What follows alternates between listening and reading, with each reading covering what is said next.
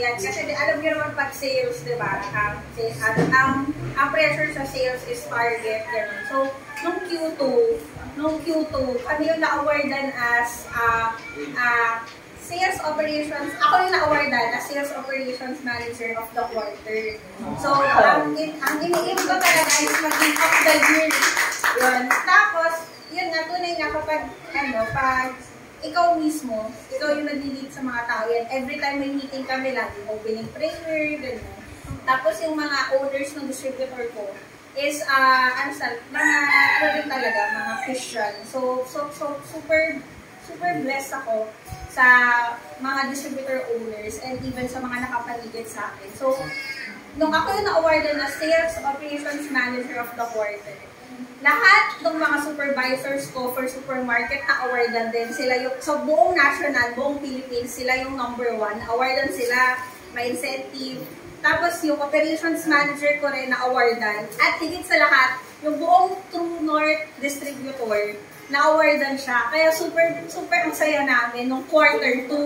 So ngayon, kung quarter 3, nag-i-aim kami na yun pa rin yung makuha namin sa quarter 3. Kasi quarter 2, lahat kami na-awardan. Ano yun, matik yun, may mga incentive, ganyan. So, super blessed talaga kami lahat na biglang nag-reflect sa akin yung sinabi ni God na if talagang nagtitiwala kayo kay God, kahit yung mga tao mo or yung mga hinahawak mo, i-bless talaga ni Lord. Kasi, nandun yung blessing ni Lord yung grace niya sa bawat isa. So, ngayon, quarter 3, nakahit kami na, quarter 3 is August, September, October. So, tatlo yun.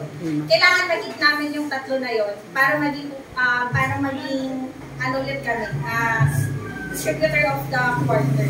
So, ngayon, nag-hit na namin yung August and September.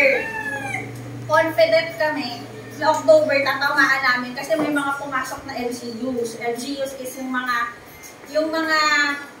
relief pack na binibigay sa atin. Eh, alam niyo naman, mga datong puti, pasta pack. So, confident kami na makikita namin yung October.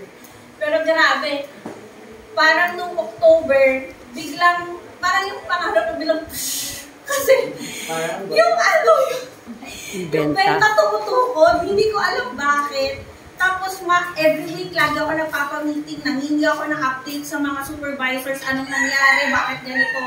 Biglang may nag-resign na driver, 4 na drivers yung nag-resign ko, nasira yung forklift, parang ako, Lord, ano ba? Tapos sobrang kinikilabutan ako. Tapos may ahente ako, nag-resign, 2, so baka tiyak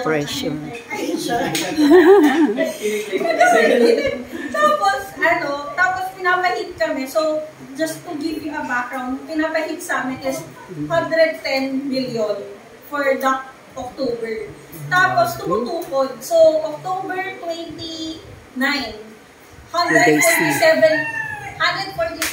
nagsarado kami ng October 29, nagsarado kami ng October 29 is 100 million. So, kulang kami 10 million. Sa tagal ko sa sales, never papalo ang sales ng 2 araw ng 10 million. Kaya sabi ko, tinawagan ako ng boss ko, yung pinaka-head. Ano, kaya? Sabi ko, wala, surrender na ako.